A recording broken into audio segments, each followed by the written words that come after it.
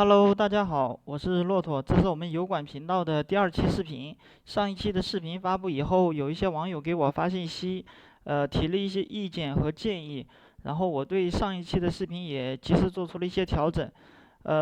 本周呢，我看了很多项目，也做了一些有意思的空投。那今天呢，就想把 CoinList and Ethereum Eagle 这个项目拿出来跟大家分析说明一下，希望对大家有一些帮助。那 OK，我们直接来看，这是我整理的项目说明文件。这上面的内容呢，后面都会在公众号上面推送，大家可以去公众号上面也可以看到。那我们看到这里，我红色标注的这个内容，EGL 是一种协调代币，持有者用来对以太坊的 gas 限制进行投票，并激励矿池遵循他们的协作决定。那我跟大家就是简单讲就是这样。它这个项目呢是一种协调盖世费的，然后是用来投票，可以协调盖世费，然后呢通过投票了想影响矿工，按照他们这个投票的决定来实行。那我觉得这一点我是比较质疑的，因为呃盖世我觉得是由市场决定的，而不是由某一个币或者某一个组织来投票决定的。这一点大家也可以思考一下。然后这个下面是 CoinList 上的一些说明，这些后面在公众号上都会推送，大家可以去看。我们继续往下看。巴拉巴拉这些一大堆其实说的天花乱坠的。OK，这里是重点。创世纪总量是12.5亿，大家知道12.5亿这个总量是什么概念吗？12.5亿的话，假如说我假设它是100%全部流通，然后假如说它一个币的价格达到1刀，那它的市值就达到12.5亿刀。12.5亿刀是什么概念？就相当于 SUSI 的市值啊，这个市值是绝对高的。当然，它可能刚开始不会是全部流通，但是它这个量还是很大的。然后呢，它这个项目呢，其实很冷的。我找了半天才找到它的官网，它的这个官网是这个，找了半天才找到。然后官网上呢，就是也列出了最后就是要质押的这个时间倒计时，也就是在官网上也可以质押。但是官网上首推了就是跟 CoinList 的合作，这也是官网的那个媒体也是推送了，所以呢，官网是鼓励大家，从 CoinList 上面质押，这样的话，可能会好一些。当然，CoinList 也列出了很多的一些优势，就上面那些文字等等啊，这些后面大家自己去看。那 OK，这个大家都应该很熟悉啊，就是 Twitter 是现在很多项目方它的一个官方媒体发布的一个渠道。那 Twitter 的一个质量好坏跟项目其实有很大的直接关系。那我们来看一下，就是这个项目它的这个 Twitter，它这个 Twitter 真是很可怜啊，只有1000多个这个关注者。这种项目在 CoinList 是很少见的。我们之前 CoinList 上面上的 Mina、Casper，还有四叶草，这些都是比较大的项目，而且都是有很大的那个投资机构参与的。这个项目，那 Twitter 上人都关注这么少，这个真的是我也很奇怪，他为什么会上 CoinList 的？我真的比较奇怪。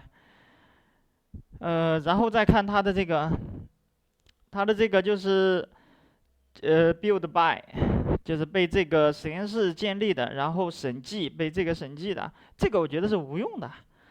这些名字都可以任意起的，当然这些名字真的可以任意起的。当然你要想去核查呢，最后可以去深入的核查它到底是不是被这个实验室建立的，然后这个实验室有什么背景，然后审查它的这个机构呢又有什么样的背景，这就很麻烦。但是我就跟大家说一点，这个项目上面我没有见到有任何一个大的投资机构参与进来，没有，我目前没有找到。如果后面有的话，大家可以补充进来，但是我目前是没有找到的，这个我就很奇怪。那如果他既然上 CoinList 了，没有一个大的投资机构参与进来，那这个项，而且这个项目的 Twitter 关注度还这么少，那这个项目到底是玩什么？有没有的玩？它是个问号，我觉得。那 OK，我最后也想跟大家算一下它的一个成本。那首先呢是摩擦成本，就是在 CoinList 上面你可以质押以太呀，还有稳定币呀、大饼都可以去质押。然后但是它后面都会转化成以太。那还不如你直接从交易所提以太到 CoinList，这个提币呢要消耗$9手续费，这个大家在那个 APP 上操作都可以看到的。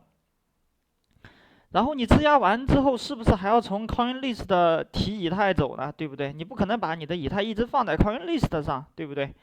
然后这个时候呢，你还至少要消耗$20。据我操作的来看啊，至少需要消耗$20手续费的。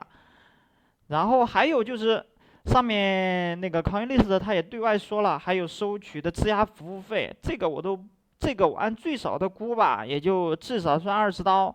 那这个时候呢，就是你没有拿到任何收益，你只质押进去，这个摩擦的成本就是大概$50。当然这个不算多，不算多啊。还有一个是隐形的成本，隐形的成本就是什么意思呢？我跟大家讲一下。就是假如你买的以太成本是$2000，对吧？那在7个月内，它涨到了$3000，然后你卖出，那你是不是就有50%的盈利了，对不对？那假如7个月质押完后，币价要是在$3000以上，那你这个时候卖出呢，那它卖的就是多赚的，对不对？可是如果要是在$3000以下呢，那你实际上你是少赚了，你对比$3000这个基准线来说，你是少赚了，那你少赚那就是亏了，对不对？这个很容易理解的。那有一点可以确定的是，越往后啊，熊市的概率会越来越大，然后特别是翻过年以后，那还有没有牛市能不能持续几年？这个大家心里都有数吧？所以翻过年以后，除非有特别大的刺激，要不然的话，多数时候都是震荡往下的，震荡往下的。那所以呢，最后就会有一个矛盾点。那你质押的以太少了呢，你的摩擦成本高，摩擦成本高呢，相当于你的总成本就高了。然后你质押的以太太多了呢，如果你高位没卖出止盈的话，那你是很亏损的，亏得很大的。所以这个是一个很大的矛盾点。最后呢，跟大家总结一下，就是不论是你是质押也好，挖矿也好，还是理财也好，等等，还是在这个就是圈内各种操作也好，你要考虑到几个方面。第一呢，就是你的这个摩擦成本，任何操作都会有摩擦成本。第二是你的潜在成本，这个大家要自己算。第三，你的时间周期，你处在一个什么样的时间，往后是一个大概会是一个什么样的情况，这个你要提前做预判的。第四呢，就是一个行情周期，行情周期呢，这个大家也要关注一下行情，根据行情判断一下。第五呢，就是一个收益率，在咱们币圈来说，你做任何操作你都要算收益率的。如果你收益率算不好，那我觉得就真不用玩了，因为你收益率算不好的话，你越操作越亏，越操作越亏，那还不如就拿着不动好了，对不对？所以呢，最后呢，跟大家说一下这个项目呢，我觉得是有疑点的，但是 CoinList 上面说的也挺好的，说有质押。就是它的质押好处包括什么什么，能怎么样获得什么样的空投啊、代币啊、奖励啊等等之类的，好像也还行。所以呢，大家如果想质押呢也可以，但是不想质押呢，其实也没问题。没问题的点是在什么呢？就是我不质押，但是我直接比如说比如说这里，我的摩擦成本是50刀，对吧？我直接拿50刀买好了。我不论它价格多少，只要出来，我直接拿50刀买好了，那相当于跟质押的效果是一样的，甚至比质押的风险还小。这只是提供给大家一个思路，具体的情况呢，大家要根据自己的实际情况来操作。如果有问题呢，可以给我留言，也欢迎大家在视频下方留言和提一些建议，我看到之后呢，都会及时回复和调整。好，感谢大家收看这一期的视频，我们下期再见。